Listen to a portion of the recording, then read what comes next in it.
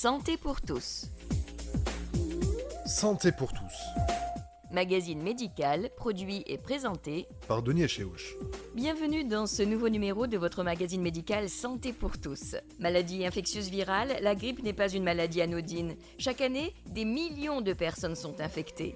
Trop souvent banalisée, la grippe saisonnière peut pourtant être mortelle pour certaines personnes vulnérables. Tout de suite, zoom sur la grippe saisonnière avec nos invités, le professeur Habib Rdira, qui est chef de service de pneumologie 1 à l'hôpital Abderrahmane Mami de l'Ariana, président de l'association de promotion de la pneumologie et de l'allergologie, et le professeur Emin Slim, qui est ancien chef du laboratoire de microbiologie de l'hôpital Charles-Nicolle, laboratoire de référence dans la surveillance épidémiologique de la grippe.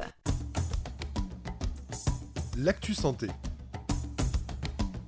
L'épidémie de la grippe fait son retour, bien que la grippe saisonnière ne soit pas la maladie la plus pathogène.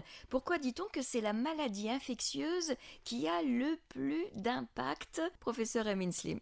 Effectivement, vous avez tout à fait raison, puisque l'OMS a classé les maladies virales transmissibles sur le plan facilité de transmission et gravité en numéro 3.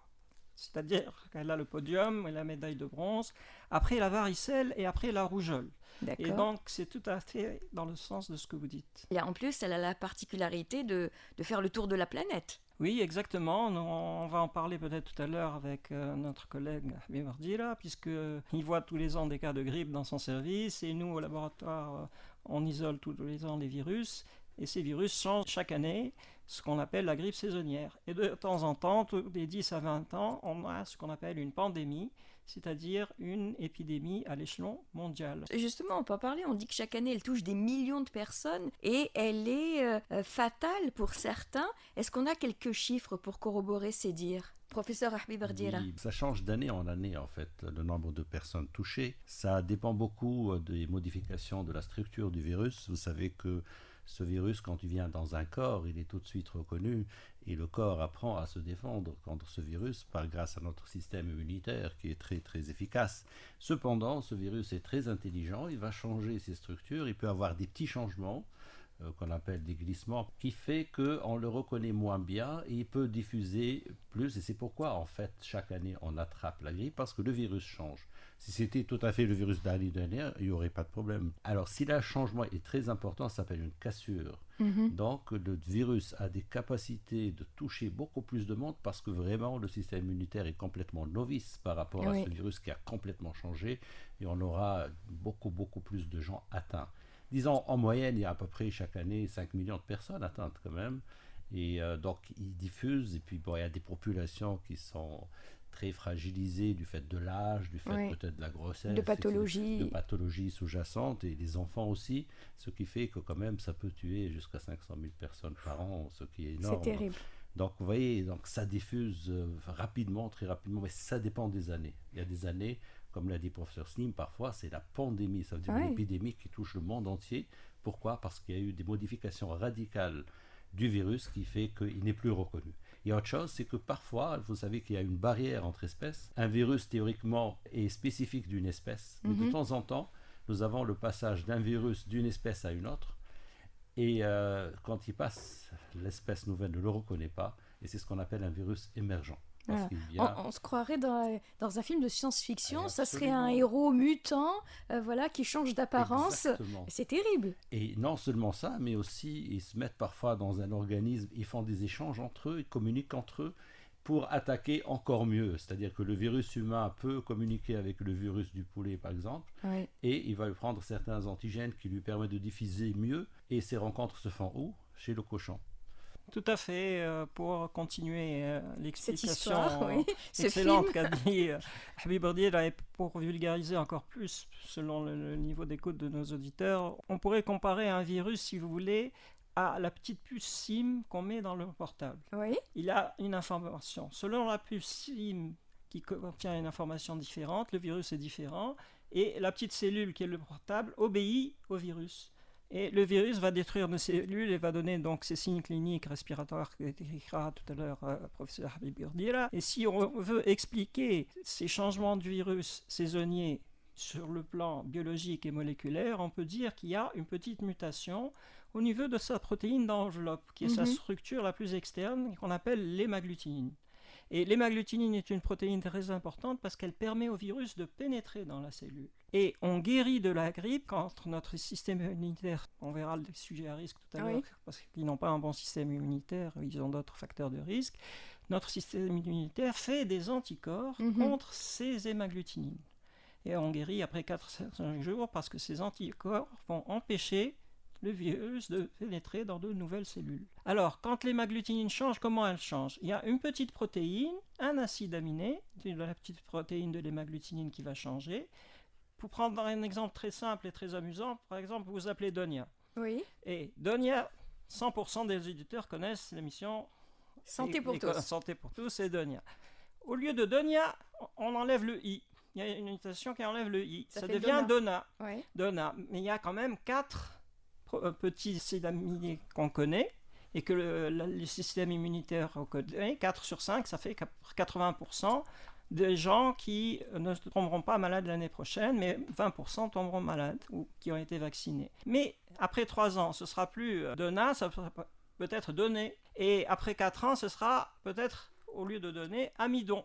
Merci. Et amidon, à ce moment-là, on aura la pandémie, parce que l'hémagglutinine aura complètement changé. Donc vous voyez, avec un exemple simple, pour expliquer ces petits changements ponctuels et ce grand changement de l'amidon qui favorise la sortie d'un nouveau virus tout à fait inconnu. Vous avez lâché le mot la pandémie la plus tristement célèbre. C'était en 1918-1919 avec la grippe espagnole. Petit rappel historique, à l'époque, on a eu 40 millions de victimes. C'est terrible. Absolument, parce qu'il y a eu beaucoup de circonstances défavorables. C'était la fin de la Première Guerre mondiale. Ça a été amené d'ailleurs par les Américains et les troupes américaines en 1917. En Normandie et dans le nord de la France. Et c'est allé très rapidement en Espagne, c'est pour ça qu'on l'appelait la grippe espagnole, parce qu'il y a une effroyable mortalité.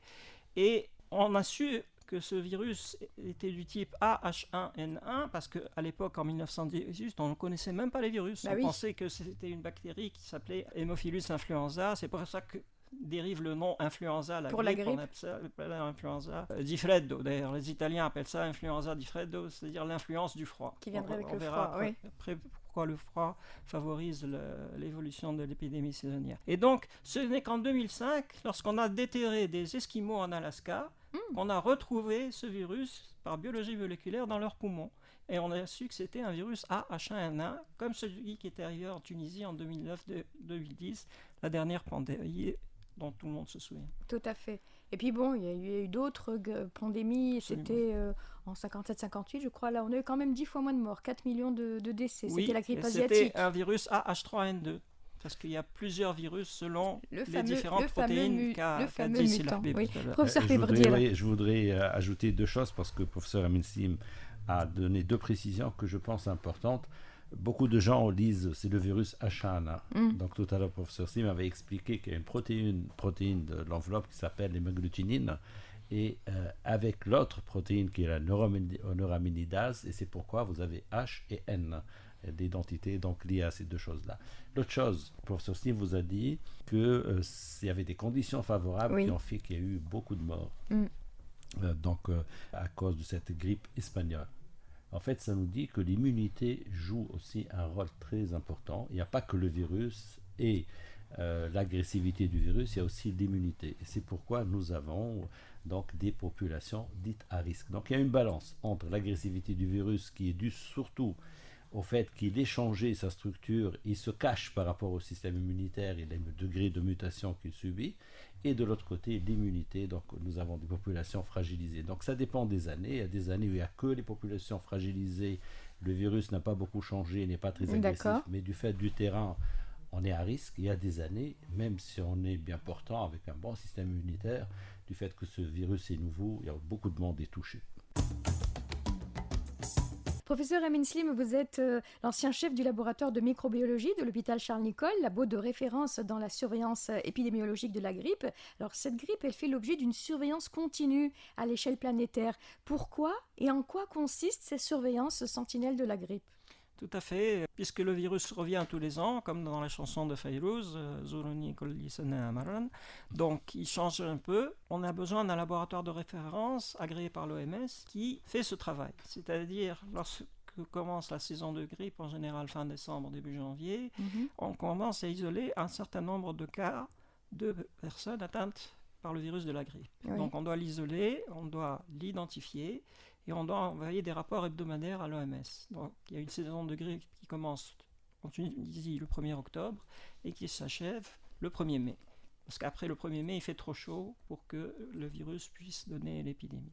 Donc pendant cette période-là, le laboratoire de référence surveille et en collaboration avec la direction des soins de santé de base et l'Office national des maladies émergentes, sous le patronage du ministère de la Santé, nous avons ce qu'on appelle un réseau sentinelle. Un sentinelle, c'est quoi? C'est quelqu'un qui garde comme un soldat, et quand il y a quelque chose d'anormal, il le signale. Donc nous avons dans les 24 gouvernorats de la Tunisie 117 centres régionaux sentinelles qui signalent qu'ils ont vu des syndromes grippaux, et lorsque le nombre de consultants dépasse 7% de l'ensemble des consultants, ça veut dire que l'épidémie est commencée. C'est un modèle mathématique qui a été fait, qui a été corrigé. Avant, c'était 10%. On est passé depuis l'année dernière à 7% des consultants. C'était avec l'appui de l'OMS et la modélisation de l'Office national des maladies émergentes. D'accord, là on a déjà donc, ils nous envoient des prélèvements au laboratoire toutes les semaines. On analyse le virus, on donne le rapport, et en même temps, les services cliniques de pneumologie, ORL, etc., voient de plus en plus de cas de syndrome grippaux qui arrivent à ce moment-là. D'accord. Et les complications dont on parlera tout à l'heure, le syndrome de détresse respiratoire aiguë, les cas graves. Et est-ce que les mutations, vous les observez déjà au niveau de ces laboratoires sentinelles? Oui, puisque nous sommes équipés pour. Comment on analyse ces mutations? Par des techniques de biologie moléculaire qu'on appelle le séquençage. Et donc nous avons un scientifique qui est formé pour ça et qui est agréé donc par l'OMS, et nous envoyons donc les séquences des souches, avant on envoyait les souches directement, à un centre de référence mondial qui est le centre de Londres. D'accord. Et nous avons aussi des collaborations internationales avec Madrid et avec Berlin. Donc c'est un network. Tout simplement, on s'échange des informations et on est tout le temps au courant de ce qui se passe dans le monde entier grâce à ce network de surveillance. Et pour l'instant, cette surveillance sentinelle n'a pas encore répertorié de cas de grippe pour la Tunisie? Alors pour le moment, nous n'avons pas encore, l'épidémie n'est pas commencée. Dieu merci. Le temps n'est pas encore alors assez froid. Quand vous dites en Tunisie, ça commence d'octobre à mai, c'est-à-dire que voilà, vous brassez on commence à surveiller au 1er octobre et on signale le début de l'épidémie. Le rôle du laboratoire est très important au début pour signaler le début de l'épidémie, parce que c'est dans cette période d'octobre à décembre qui est la plus favorable pour se protéger contre la grippe par le vaccin. D'accord, professeur Dira. Oui, je voudrais revenir sur la surveillance. Je pense que c'est quelque chose qui est devenu très très important, parce que le monde a compris, après l'électrochoc du SRAS, vous savez que le SRAS, c'était un virus émergent qui est venu, il s'est propagé rapidement en Hong Kong, et puis il a été même en Angleterre, etc. Et puis, il commençait à être très agressif, tuer des gens, etc. Ils ont vu tout de suite que les mesures d'isolement surtout, et de prévention, et la protection respiratoire individuelle, a pu arrêter cette épidémie sans intervention autre médicamenteuse. Donc, le tout est de détecter et prendre des mesures qui permettent d'arrêter toute épidémie émergente comme la grippe espagnole qui peut tuer des millions de gens. C'est pourquoi l'OMS a mis en place effectivement un système de surveillance. Ce système de surveillance se base sur... on ne peut pas, si vous voulez, aller chercher toute personne qui a une grippe, c'est impossible. Donc, ils se sont dit, ces virus-là, en même temps, ils diffusent rapidement, mais en même temps, ils donnent des formes sévères. C'est pourquoi ils ont défini ce qu'on appelle un SARI, Severe Acute Respiratory Infection. C'est-à-dire des gens qui vont aller consulter aux urgences ou leur médecin parce qu'ils ont une fièvre élevée, supérieure à 38,5, ils ont une toux et des difficultés respiratoires. Donc, il y a ces sévères. Donc, ces gens-là, si le taux l'incidence dépasse 7%, tout de suite, le système se met en marche. On se dit qu'il y a peut-être une nouvelle émergence. Tout à fait. Et des prélèvements sont faits avec des protections, etc. Et ça aboutit au laboratoire du professeur Slim. Et là, on aura détection de quel virus est responsable. Et s'il est émergent, il sera détecté. Il est authentifié. C'est peut-être une grippe banale. Parfois, on aurait pensé ça. Parfois, on se trompe, on se dit « Ah, c'est peut-être un virus émergent qui va poser beaucoup de problèmes. » Et finalement, il s'avère qu'il n'est pas dangereux. C'est comme le cas du H1N1. En 2009, au début, on a eu peur. Oui, bien sûr. On s'était dit c'est un virus émergent et il va nous poser un gros problème. Finalement, il s'est avéré que c'était une grippe saisonnière. Et depuis, il est dans les virus des grippes saisonnières, il ne nous inquiète plus. Donc, c'est grâce au système de surveillance que nous pouvons effectivement surveiller, etc. Alors grippe aviaire, grippe porcine, nous on s'y perd un peu. Est-ce que vous pouvez nous éclairer? Normalement, on avait dit que chaque virus est spécifique de son espèce. Il y a ce qu'on appelle une barrière d'espèce. Et je vous ai dit que en temps normal. En temps normal habituel. Si un virus passe d'une espèce à une autre, le système immunitaire du receveur ne le reconnaît pas et donc il risque de faire une grippe qui touche beaucoup de gens et sévère. Donc c'est pourquoi chaque fois qu'il y a un virus émergent, on essaie de se dire d'où il vient. Par exemple, le virus aviaire, c'est parce qu'on pense qu'il était à l'origine chez le poulet, il est passé chez l'homme, des échanges, mais ce qui fait qu'il est passé à l'homme, probablement en jouant enfin un peu à un échange avec le virus humain chez le cochon, il passe à l'homme. Donc on l'identifie comme tel, virus aviaire. H5N1. Donc ce virus-là, heureusement, s'est avéré plus endémique que pandémique. Il s'est installé dans quelques régions dans le monde, mais il n'a pas fait... le tour de la planète. Voilà. Et puis, donc, la grippe porcine, c'était donc la grippe H1N1. Parce que le virus H1N1, on s'était dit, on l'a identifié chez le porc, et donc après, on l'a vu chez l'homme. C'est pourquoi on a eu peur. On s'est dit, c'est une grippe porcine, parce qu'on pensait que c'était un virus du porc et passé chez l'homme. Et il y a eu des mesures drastiques incroyables. Vous savez, en France, ils ont acheté 50 millions de doses de vaccins. Qui leur sont restés sur les bras. Préparés à la hâte avec des adjuvants. Et c'est pourquoi ça a inquiété le monde, en fait. Les gens se sont dit, ces vaccins sont dangereux parce qu'ils contiennent des adjuvants, ça peut donner un Guillain-Barré, mais en fait tout ça n'est pas véridique. C'était un problème de stress lié au H1N1 qui s'est avéré finalement saisonnier. À la limite, il s'est installé chez l'homme, il s'est trouvé un confort, un compromis avec l'homme. Maintenant, ça fait partie de la grippe saisonnière. Donc c'est pourquoi de temps en temps, un virus prend le nom d'une autre espèce parce qu'on pense qu'il est venu de cette espèce chez l'homme, et à la première installation chez l'homme, c'est quand même dangereux. Oui, mais c'est parfois le cas quand même, professeur Amin Slim. Prenons le cas de la grippe aviaire ou de la grippe porcine. À l'origine, c'est un virus qui était chez le porc ou bien qui était chez les poulets, non? Alors, la petite précision, c'est que le porc est ce qu'on appelle un hôte intermédiaire.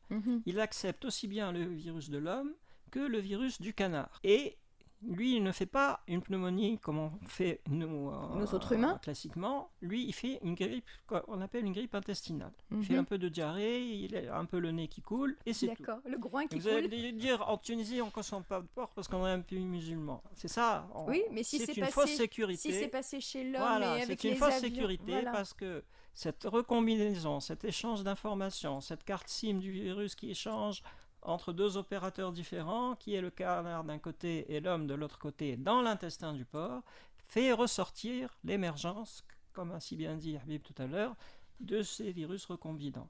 Et ces virus recombinants sont transportés comme un avion, c'est pour ça qu'on parle de grippe aviaire, par ces canards qui sont des oiseaux migrateurs. D'accord. Et qui viennent, par exemple, au lac Ushkel. On a été obligé, il y a 2 ans, de fermer le lac Ushkel parce qu'on avait peur de la grippe H5N1. Il y a eu un décès à côté de quelqu'un qui avait manipulé des canards qui étaient morts et des oiseaux à côté. Donc voilà le danger de cette recombinaison et ce passage de la barrière d'espèces, comme l'a décrit tout à l'heure professeur Diallo. À la une. Vous ressentez des frissons, des douleurs, de la fièvre et des maux de tête. Et si c'était la grippe?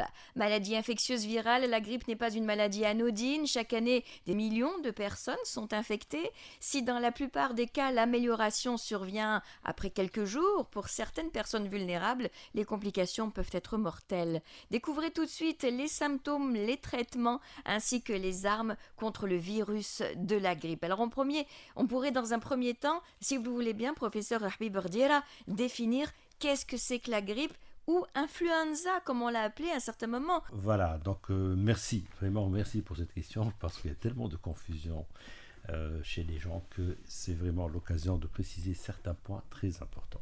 Amin Slim l'a dit, vous l'avez dit aussi dès le début, ce virus de la grippe ou influenzé donc parce que c'est le terme anglais est repris dans les pays du Moyen-Orient, il vient nous visiter une période de l'année uniquement.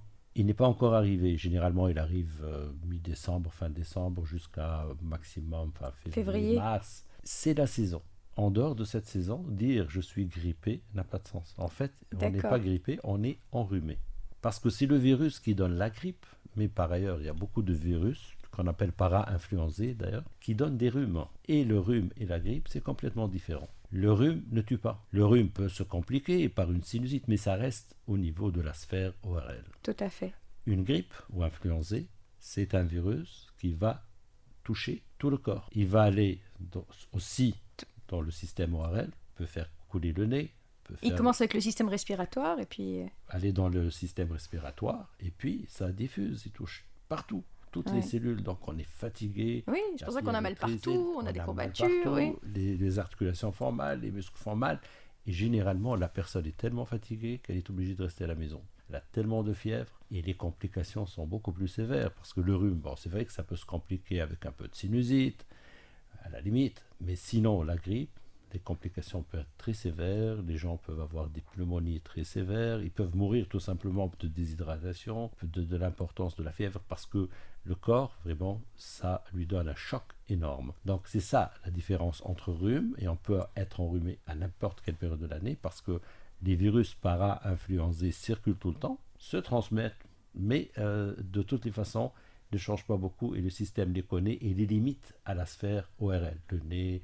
À la limite, on tout saute un peu, on peut avoir un peu de bronchite, oui, c'est viral, et d'ailleurs la plupart des bronchites c'est viral, et c'est pourquoi on conseille les gens de ne pas prendre d'antibiotiques quand ils ont des bronchites.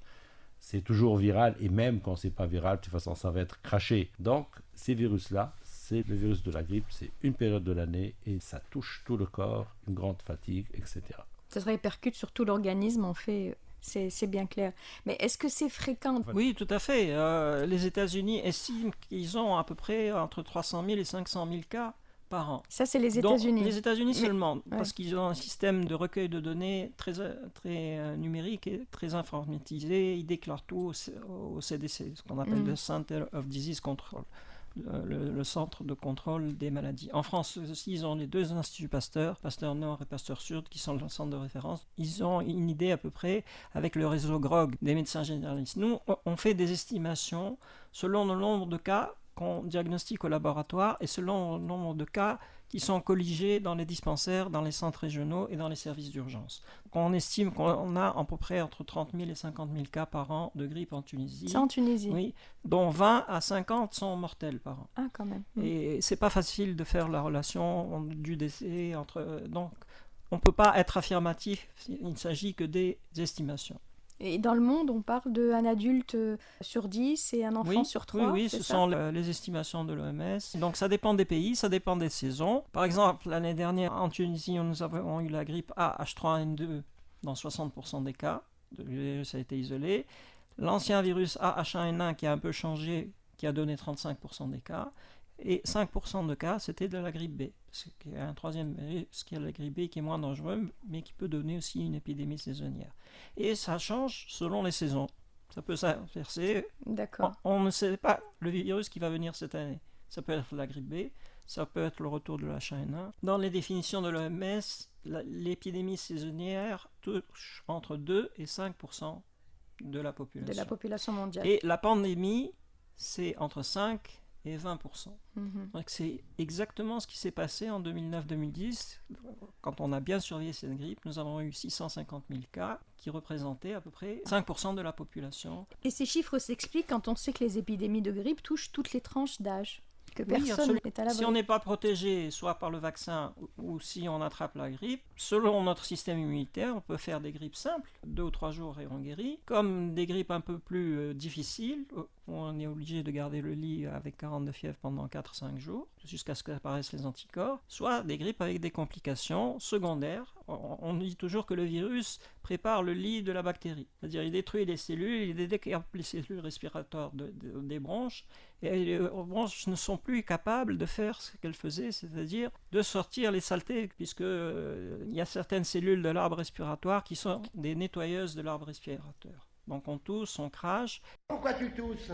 Et cette fluidification de l'arbre respiratoire par ces cellules qui sont détruites par le virus ne peut plus se faire.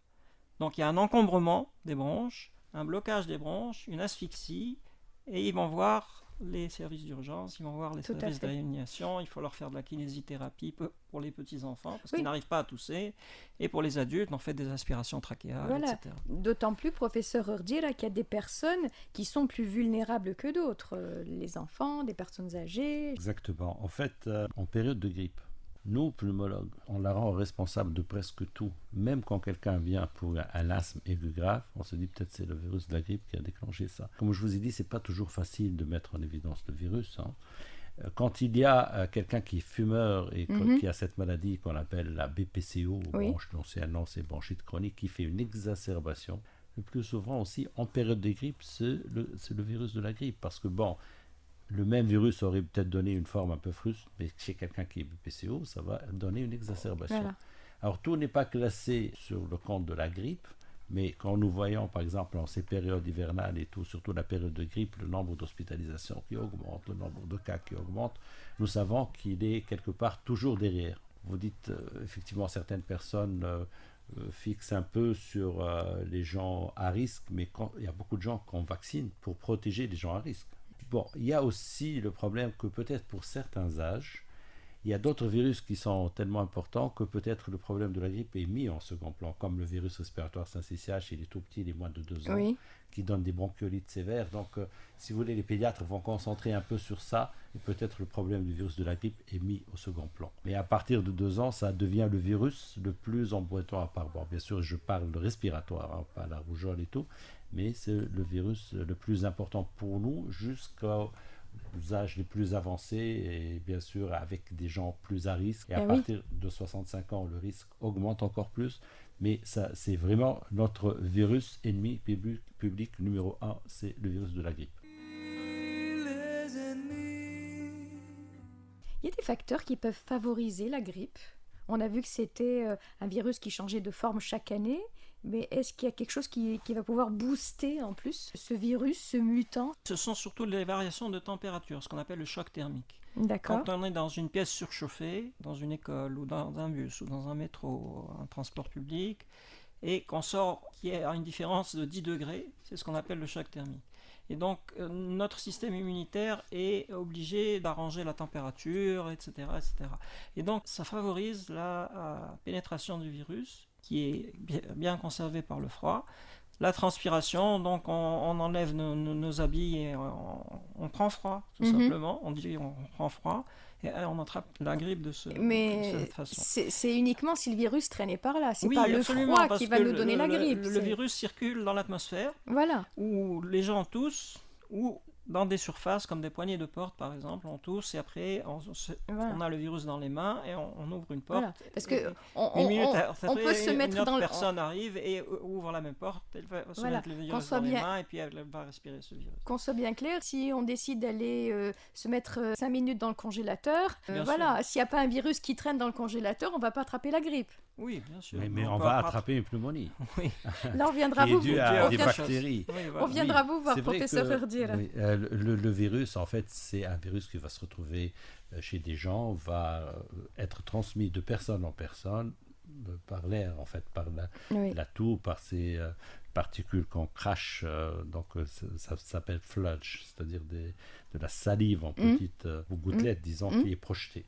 Alors, c'est sûr que quand les gens se mettent beaucoup ensemble dans un environnement fermé, ça favorise la circulation. Surtout l'hiver, on a tendance à s'enfermer, à fermer les fenêtres, à chauffer. Et donc, c'est sûr que la transmission se fait beaucoup plus rapidement que 2 personnes dans une chambre aérée. Bien sûr. C'est sûr que donc il y a des facteurs certainement de vie communautaire, etc., qui favorisent. Il y a aussi, bien sûr, avec la période hivernale, on a tendance à se défendre moins contre tous les germes. C'est pourquoi, globalement, toutes les infections respiratoires, aussi bien ORL que bronchiques que pulmonaires, sont plus importantes en hiver. Et on sait que le froid, et maintenant, ça redevient important en été parce qu'on climatise. Donc on sait quand on s'expose aussi au froid des climatiseurs, ça favorise des infections, mais comme vous dites, le plus souvent, ce sont des complications dues à des bactéries qui sont des bactéries qui habitent chez nous, qui sont donc des résidentes, si vous voulez, dans notre corps, oui. Qui profitent de ce froid, parce que quand il y a un froid, il y a une vasoconstriction, donc il y a moins, parce qu'on sait, notre immunité aussi est véhiculée par le sang. Donc quand il y a un froid et que votre nez, donc il y a une vasoconstriction, il y a moins d'éléments de défense, c'est sûr que les bactéries vont trouver un milieu propice pour se multiplier. Donc c'est ça le problème, c'est que le froid, en fait, déséquilibre. Système en faveur des virus et des bactéries, et bien sûr, ça donne des infections. J'ai juste envie de te dire de rester bien au chaud, te dire de te couvrir des pieds jusqu'au cerveau. Attrape pas froid. Donc, d'après ce que vient de dire professeur Habib Bordira, il existe bien une saison pour la grippe, professeur Amin Slim, et ça serait plutôt en hiver. Absolument, donc ce sont les circonstances favorables où on a tendance à se regrouper. Il suffit qu'une personne soit malade et tous pour contaminer tout l'entourage. Tout le monde, voilà. C'est l'hiver, c'est l'hiver, c'est l'hiver. Alors qu'en été, on est plutôt séparés à la plage où on se promène, etc. Et on est moins concentré et il fait chaud. Et donc le virus est détruit par la chaleur. Je voudrais ajouter juste un point parce que sinon les gens qui vont aller au Hajj, donc les pèlerins, risquent de ne pas comprendre pourquoi on les vaccine contre la grippe en période d'été. Oui. Alors en fait, c'est dans nos climats que la grippe est hivernale. Mais en pays tropical, c'est toute l'année. C'est pourquoi les gens qui vont aller à la Mecque, on les vaccine parce qu'ils vont être en contact avec des gens, des Hajj, qui viennent de pays tropicaux et donc ils risquent de les contaminer. C'est pourquoi on les vaccine. Donc c'est dans nos climats que c'est hivernal, dans d'autres pays c'est toute l'année en tropical et risquent d'avoir ça. On a tendance à confondre la grippe avec un état grippal ou un rhume. Alors comment une personne peut-elle savoir si elle a réellement la grippe?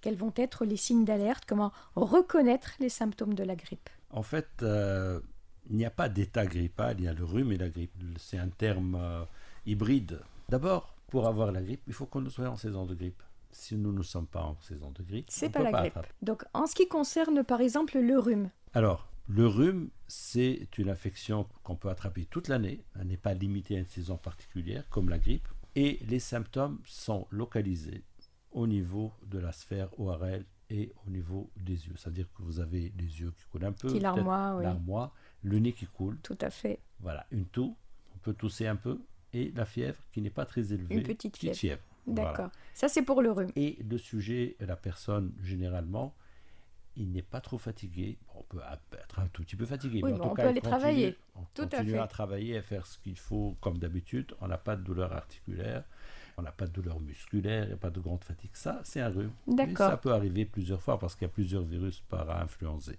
La grippe, on ne peut attraper la grippe qu'en période de grippe. Ça, c'est clair. À part les manifestations ORL, le nez qui coule, la toux, les yeux un peu humides, la fièvre est élevée, supérieure à 38,5. Et surtout, il y a des douleurs musculaires, des douleurs articulaires, parfois diarrhée, parfois des douleurs abdominales. Et le sujet, généralement, voit qu'il y a un impact sur sa vie. Dans le sens, il ne peut plus aller travailler. Ah oui, il est épuisé. Il est épuisé, surtout les 3-4 premiers jours. Généralement, il ne peut plus aller travailler ou il doit faire un effort pour aller travailler parce que la fatigue est là au premier plan. Et ce sont des sujets aussi qui suent beaucoup, peuvent avoir beaucoup de sueur. Donc vous voyez, les répercussions sur le corps, généralement, sont indicatrices de grippe en période de grippe. Par contre, s'il a ça en période hors grippe, il peut avoir un rhume qui se complique. On peut avoir des complications, notamment de sinusite. On peut aussi avoir, parce que le rhume, c'est vrai, lui-même altère un peu l'immunité. Donc il peut avoir autre chose, une complication qui peut faire qu'il ait des signes généraux. Mais là, généralement, on y pense quand on est hors période de grippe. Donc la grippe, c'est période de grippe avec des répercussions générales. C'est clair. Donc forte fièvre, une fatigue intense, des courbatures, on a dit. On a mal à la tête aussi, bon, mais c'est lié aussi à la... Le mot de tête, alors si c'est toute la tête, oui, ça peut être la grippe, c'est ça. Si c'est latéralisé, ça peut être la sinusite. Parfois des migraines aussi, hein. Certaines personnes vont avoir des migraines facilement. Alors, comment la grippe se transmet-elle? J'aimerais qu'on y revienne. Professeur Amin Slim? Le principal mode de transmission, c'est par la toux et par la respiration. parce que le virus, dès qu'on le respire, il trouve ces cellules sensibles et il commence à les détruire. C'est pour ça que l'incubation est très courte. Le matin, on va bien, et l'après-midi, on a 40 de fièvre parce qu'on a aspiré le virus. C'est clair.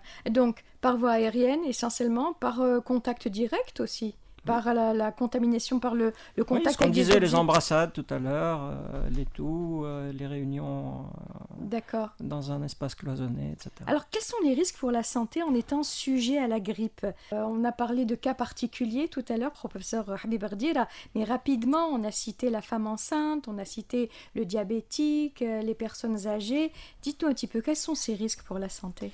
Alors, comme je vous ai dit, la grippe, elle touche tout le corps, elle va atteindre toutes les cellules, il y a une diffusion telle du virus. Et c'est sûr que si nous avons un état de santé déjà précaire, ça va se déstabiliser. Quand on est un diabète bien équilibré, la grippe peut le déséquilibrer. Qu'on ait de l'asthme, on peut faire un asthme aigu grave ou la perte de contrôle de l'asthme à cause de ces virus qui sont venus, si vous voulez, occuper les cellules respiratoires, surtout bronchiques, et les faire éclater. Enfin, c'est ça, un virus rentre dans une cellule, se multiplie, fait éclater la cellule, va aller ailleurs. Donc il y a quand même une destruction des épithéliums, des couvertures. Il a de l'asthme, il va faire une perte de contrôle de l'asthme, voire un asthme aigu grave. Il a la BPCO, il va faire une exacerbation de BPCO. Il a des dilatations de bronches, il va faire aussi une exacerbation des dilatations de bronches. Il a une fibrose pulmonaire, ça va déstabiliser. Toute pathologie pulmonaire, cardiaque aussi, risque de se déstabiliser parce que le virus a empêché ces mécanismes cardio-respiratoires de fonctionner correctement. Ils sont déjà précaires, donc, si vous voulez, il peut les altérer sérieusement, voire même les arrêter. On a beaucoup de diabétiques en Tunisie. On a beaucoup de diabétiques. Ça joue aussi ? Absolument. Le diabète est déstabilisé. On perd de contrôle du diabète. Il a besoin de plus de médicaments, même de l'insuline parfois, parce que là, et le diabétique aussi, si vous voulez, c'est quelqu'un dont le terrain déjà est à risque quand même de certaines infections de peau, s'il se blesse et tout. Alors, son immunité va être encore plus altérée par le virus. Je vous donne un exemple. Un germe très dangereux qui s'appelle le staphylocoque. Oui. Nous savons que c'est un germe qui est germe de prédilection chez le diabétique, mais aussi quand on a une grippe. Quand on a une grippe, ça peut se compliquer par, si vous voulez, une infection à staph qui est dangereuse. Et comme malheureusement, nous avons ces autoprescriptions de médicaments, vous imaginez le nombre de gens qui ont une grippe et qui prennent des corticoïdes, et les corticoïdes sont aussi des médicaments qui favorisent les infections à staph. Tout à fait. Et si nous voyons beaucoup actuellement d'infections à staphylocoque, c'est dû au fait du terrain diabétique, de virus de la grippe et des corticoïdes ajoutés. Qu'on a pris en plus. Alors si vous avez les trois, bonjour les dégâts. On en comprend très bien. Et pour la femme enceinte ? Alors la femme enceinte, si vous voulez, d'abord elle peut transmettre le virus. Ah bon ? Au fœtus ? Ah oui, elle peut naître avec une grippe, donc ça peut se transmettre parce que comme je vous ai dit, c'est un organisme tout petit, il peut passer partout, il traverse, donc il va s'installer dans des cellules, se multiplier, puis ces cellules éclatent, lâchent une quantité importante de virus qui vont aller partout. Et comment est alimenté un enfant, c'est par aussi le sang. Et puis, bon, si elle attrape une grippe, donc à tous les moments de la grossesse, c'est important qu'elle soit protégée. Aussi, la grossesse, l'immunité est affaiblie. Donc, c'est pas l'immunité d'une femme non enceinte. C'est pourquoi elle s'expose aussi au risque de complications et même d'avortement, on le sait quand elle a la grippe. Donc, c'est un terrain quand même à risque. Les personnes âgées, les enfants ?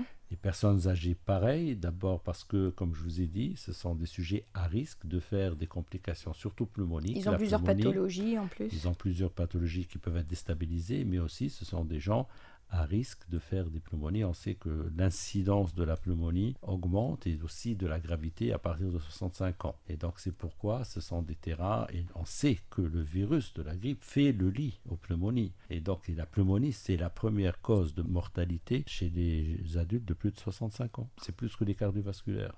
À partir de 65 ans, chez les plus âgés, ça devient plutôt les pneumonies. Donc, mais la pneumonie, c'est pas plutôt dû à une bactérie ? Oui, mais le virus fait le lit à la pneumonie. À la bactérie. Parce que c'est dû à une bactérie, généralement le pneumocoque, qui est résident dans l'organisme. On le tient bien. Mais le virus vient, il va empêcher l'immunité de se protéger et hop, on fait une pneumonie à pneumocoque qui peut emporter le sujet.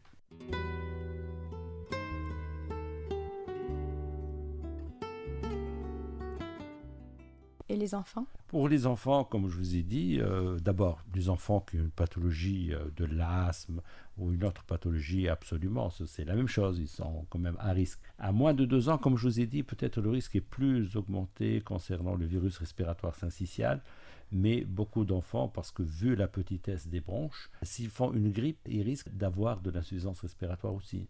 Parce que les bronches sont toutes petites, quand elles sont inflammées, elles ferment. On sait que surtout le virus respiratoire syncytial qui donne ces bronchiolites effrayantes, bon finalement on s'en sort bien, actuellement on sait avec les bronchiolites, mais quand même ce sont des enfants à protéger. Bon, le problème c'est qu'avant 6 mois on sait que la vaccination ne marche pas trop. Oui.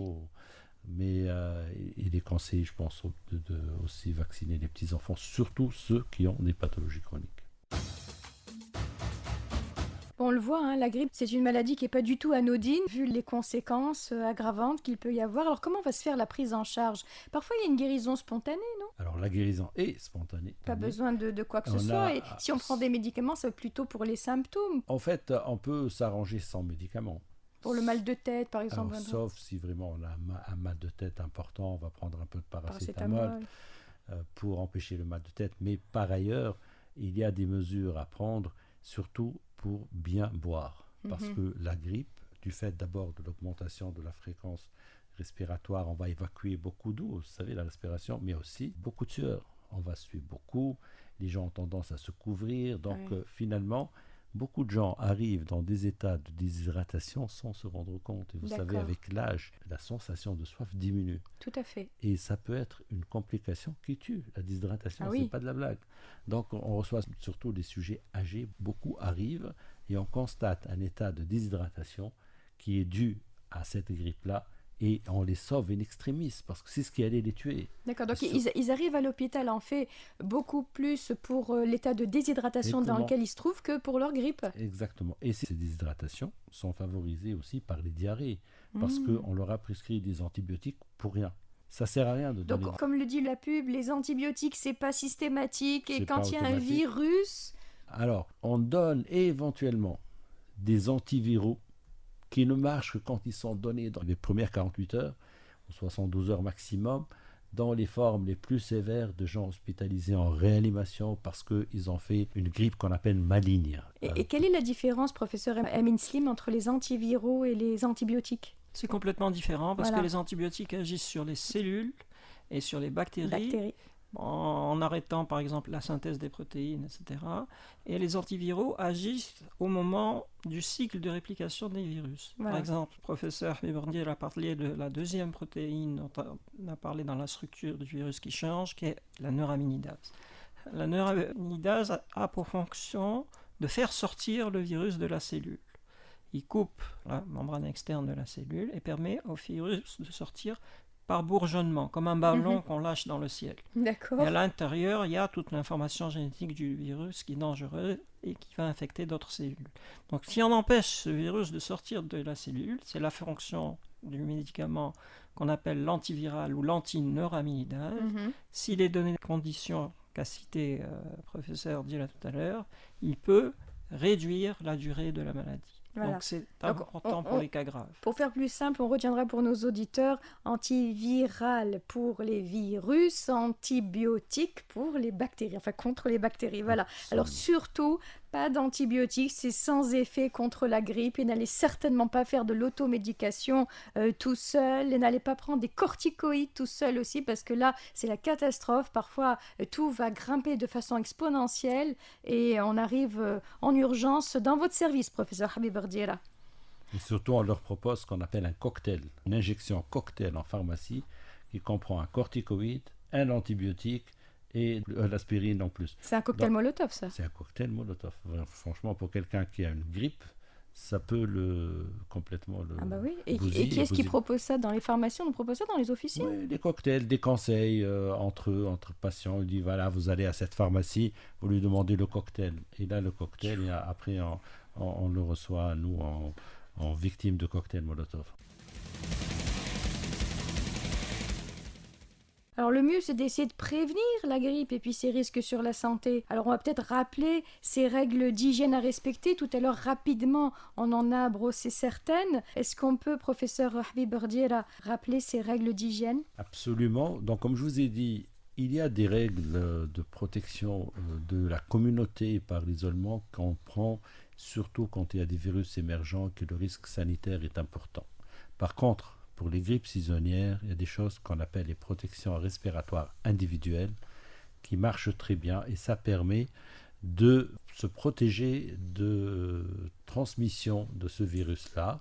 Et on verra après la prévention secondaire des complications. Alors, pour se protéger, c'est quoi la protection respiratoire individuelle? Tout à l'heure, le professeur Slim l'a dit, le virus se transmet quand on se rapproche d'une personne malade, et surtout quand elle tousse. Alors, quand on se rapproche, donc, il faut éviter de se rapprocher. Et je pense qu'on n'est pas obligé de se rapprocher à moins d'1 mètre pour parler avec les gens. Il faut apprendre à s'éloigner un peu, à laisser une certaine distance, surtout en période de grippe. L'autre chose, il faut apprendre, et vous, parfois, quand vous allez en Asie, moi je l'ai vu aussi au pèlerinage, les gens, il faut apprendre, quand on est grippé, à protéger les autres. J'ai vu des gens porter des bavettes, et je leur ai demandé...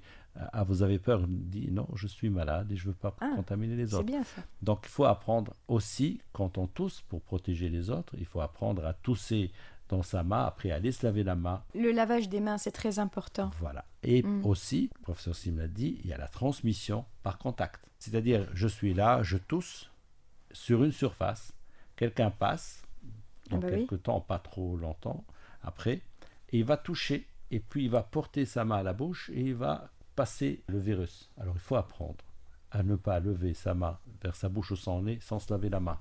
Et l'occasion la plus fréquente quand certaines personnes de lever la main à la bouche, c'est quand ils fument. Parce que quand on mange, généralement, on se lave la main. Mais quand on fume, personne n'a l'idée d'aller se laver les mains avant une cigarette. Et parce que sa main a été posée sur un contact où quelqu'un vient de tousser, il prend sa cigarette et il prend ses virus avec. D'accord. Et déjà, c'est un terrain à risque parce qu'il est fumeur, bah son système respiratoire souffre. Donc, il faut apprendre à créer aussi cette barrière entre nos mains et notre bouche et notre nez, se laver les mains avant de lever la main vers sa bouche ou son nez. Pareil quand on s'occupe d'autres. Si vous devez donner quelqu'un à manger, il faut se laver les mains avant. Et donc, c'est la seule manière, parce que vous ne savez pas qui est passé à côté de la poignée et qui a touché, enfin qui a toussé, et là vous touchez, vous risquez de... Et puis peut-être se moucher dans des mouchoirs en papier jetables qu'on va jeter. Et ne pas laisser traîner ces mouchoirs partout. Exactement. Le mieux, c'est de les mettre dans un sachet en plastique, le fermer, le jeter, et après se laver les mains aussi. Parce que quand on manipule, on a le virus dans les mains. Alors ça, c'était les mesures de prévention, on va dire, primaires. Pour qu'il n'y ait pas contamination.